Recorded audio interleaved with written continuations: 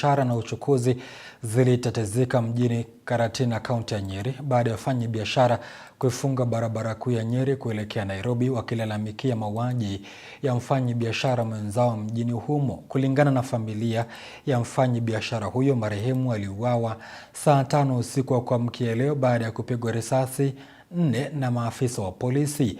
Mamlaka ya uchunguzi wa utendakazi wa polisi IPOA inachunguza kesi hiyo, huku afisa huyo akizuiliwa katika kituo cha Karatina.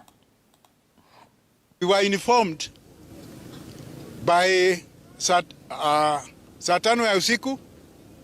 That's when we came with the mother and found it is true that my son was killed by the askari.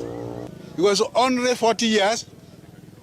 At the prime age, he has left behind the wife and the 2 children. I'm very disappointed for the act that happened last night. I can't believe that my husband is no more, and I'm seeking justice for him. He didn't deserve to be shot. Justice for my husband.